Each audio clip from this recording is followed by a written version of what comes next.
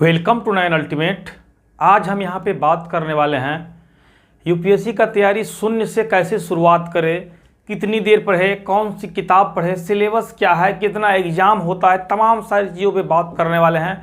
बहुत से लोग मुझे कमेंट कर रहे थे कि सर यूपीएससी का सिलेबस बताइए और साथ में यूपीएससी में जो है कैसे कैसे तैयारी की शुरुआत करें। सबसे अहम बात यह है टेस्ट कैसे देना है, मेंस में आंसर राइटिंग कैसे करना है, तमाम सारी चीज़ों पे बात करने वाले हैं। तो आप सब लोग प्लीज अंत तक बने रहो। देखो यूपीएससी का जो एग्ज़ाम होता है सबसे पहले यूनियन पब्लिक सर्विस कमीशन 3 चरणों में होता है। सबसे पहले होता है प्रारंभिक परीक्षा आप लोगों का होगा, फिर मुख्य परीक्षा और फिर इंटरव्यू होता है। ठीक है, तो तमाम सारे चीज़ देखो, प्रारंभिक परीक्षा पे पहले मैं बात करूंगा, इसके बाद मुख्य परीक्षा और इसके बाद लास्ट में बुक लिस्ट बताऊंगा और फिर आप लोगों को रणनीति बताऊंगा कि कितनी देर पढ़े आप लोग यूपीएससी के लिए, कैसे निरंतरता लाए और कैसे पढ़ाई करें ताकि मन न उबेगा। तो अंत तक बने रहना है। देखो प्रारंभिक परीक्षा की बात करने वाले सबसे पहले, तो प्रारंभिक परीक्षा का देखो सबसे पहले 2 पेपर होता है, एक पेपर फर्स्ट और पेपर 2 होता है। पेपर फर्स्ट 200 अंकों का होता है जो कि 2 घंटे समय निर्धारित होता है और इसमें एक क्वेश्चन जो होता है 2 अंक का होता है और 100 क्वेश्चन पूछा जाता है। ठीक है, इसके बाद पेपर 2 जो है ये क्वालिफाइंग होता है। इसमें क्या होता है 33% अंक आपको लाना होगा, 200 अंकों का होगा, 2 घंटा समय रहेगा और इसमें 2.5 अंक के 80 प्रश्न होता है। अब रही बात इसकी सिलेबस की, तो आप लोग क्या करो, उसका सिलेबस कहीं भी यूपीएससी की वेबसाइट पे जाके देख लो। मैं एग्जाम का पैटर्न बता दिया। अब देखो मुख्य परीक्षा जो होता है आप लोगों का 1750 अंक का होता है और लास्ट में एक होता है इंटरव्यू, साक्षात्कार 275 नंबर होगा। अब मुख्य परीक्षा में देखो पेपर फर्स्ट होता है निबंध होता है 250 अंकों का। ठीक है, इसके बाद जीएस पेपर 2 यानी कि और जीएस में पेपर फर्स्ट होगा 250 अंकों का, जीएस 4 पेपर होगा 250 नंबर होगा। ठीक है, एक वैकल्पिक विषय आप लोगों का होगा 250 नंबर का 2 पेपर।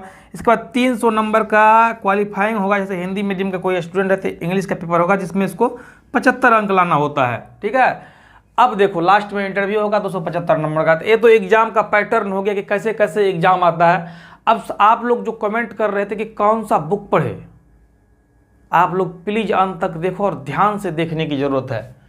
तो इतिहास सबसे पहले हम बात करने वाले हैं। देखो यदि कोई भी आदमी तैयारी शुरू करता है तो बेसिक मैं यही कहूँगा कि आप 6 से लेकर 12 तक सबसे पहले नई वाली एनसीईआरटी पढ़ ले ताकि आपका बेसिक जो है मजबूत हो जाएगी। अब इतिहास की बात करने वाले हैं तो इतिहास से अच्छा खासा क्वेश्चन आता है। तो इतिहास में आप लोग एनसीईआरटी क्या करें, नया वाला 6 से लेकर 12 तक पढ़ लेने की ज़रूरत है। अब रही बात ओल्ड में, तो ओल्ड में प्राचीन भारत आप रामचरण शर्मा से पढ़ ले, मध्यकालीन सतीश चंद्रा की एक बुक आती है 11th वाली और ये भी 11th की पढ़ ले, आधुनिक भारत में बिपिन चंद्रा वाली बुक आती है इससे पढ़ ले और साथ में आप लोग एक बार स्पेक्ट्रम को जरूर पढ़ ले, स्पेक्ट्रम जरूर आप लोग पढ़े एक बार आधुनिक भारत के लिए। अब कला संस्कृति की रही बात, तो कला संस्कृति के लिए आप विजन ने भी निकाला है, बहुत पतली बुक लिस्ट है, तो कला संस्कृति के लिए आप विजन वाली भी पढ़ सकते हैं। अब भूगोल के लिए क्या करने की जरूरत है, सबसे पहले भूगोल के लिए आप लोग एक एटलस खरीदे, एक जो मानचित्र होता है उसको खरीदे और फिर 6 से लेकर 12 तक न्यू वाली जो एनसीईआरटी उसको पढ़ लो। भूगोल में आपको कहीं कोई दिक्कत नहीं आएगी। पॉलिटी के लिए सब लोगों को पता है कि एम लक्ष्मीकांत होता है, एम लक्ष्मीकांत आप लोग पढ़ ले जिसमें हर चीज़ लिखा गया है। ये वाला बुक है, ये तो 5वां प्रकाशन का है लेकिन अब नया आ चुका है एडिशन, तो एम लक्ष्मीकांत जो है काफ़ी सफिशियंट है। इकोनॉमी में आप लोग क्या करें, तो एनसीईआरटी इकोनॉमी में भी पढ़ ले, साथ में रमेश सिंह की एक बुक आती है ये भी पढ़ ले और रामेश्वर सर की नोट आती है उसे भी पढ़ ले। ठीक है, साइंस एंड टेक्नोलॉजी के लिए बेहद ही शानदार बुक आप लोगों को बता रहा हूँ, उपेंद्र अनमोल सर का एक बुक है विज्ञान पर, इसे पढ़ ले और पर्यावरण दृष्टि वाली बुक से पढ़ ले। ये बुक देखो, बुक जो होता है सभी को पता होता है लगभग, लेकिन सबसे महत्वपूर्ण बात यह है कि रणनीति कैसे तैयारी की शुरुआत करें।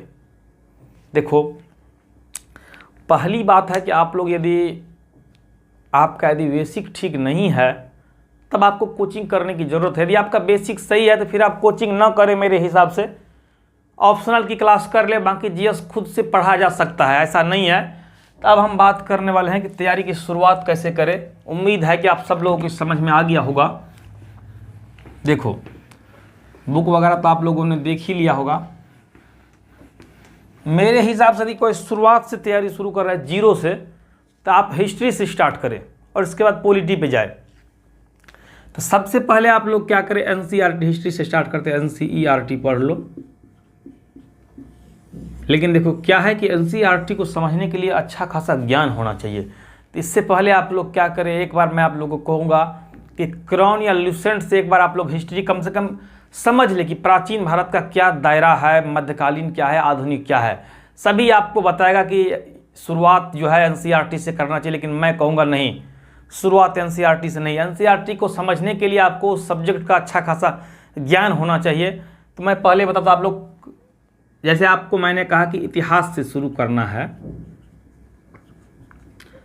इतिहास में पहले आपको पता तो चलना चाहिए कि प्राचीन कहाँ कब से कब तक है, प्राचीन में कौन कौन सा वंश था, क्या था नहीं था, फिर मध्यकालीन है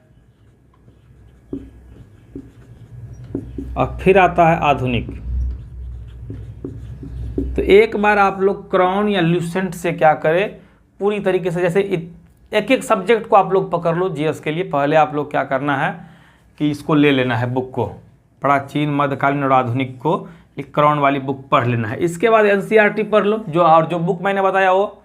और जैसे ही ये आपका तैयार हो जाता है, तो आजकल पता है आपको मार्केट में हर सब्जेक्ट के हिसाब से टेस्ट सीरीज है, विजन है, इंसाइट है, सब्जेक्ट वाइज निकाला गया है। तो जैसे ही आप लोग एनसीईआरटी से प्राचीन इतिहास मान लो पूरा कवर कर लिया, तो इतिहास का जो टेस्ट है प्री के लिए मैं बता रहा हूँ उसको आप लोग खरीद ले।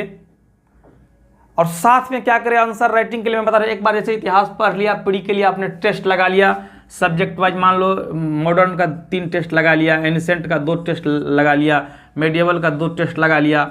इसके बाद क्या काम करना है कि आप लोग मेंस का जो प्रीवियस ईयर एग्जाम हुआ है पेपर, उसका क्वेश्चन पेपर ले आए।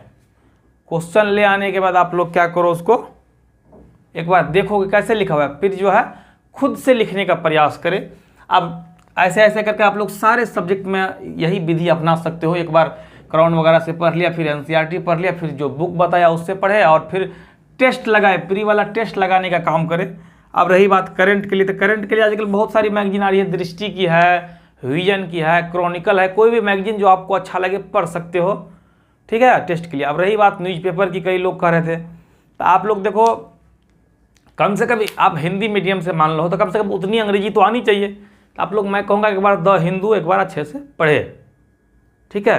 तो उम्मीद करता हूँ कि आप सब लोगों के समझ में आ गया होगा, ये अच्छा लगा होगा तो लाइक सब्सक्राइब शेयर जरूर करें। बाकी धन्यवाद।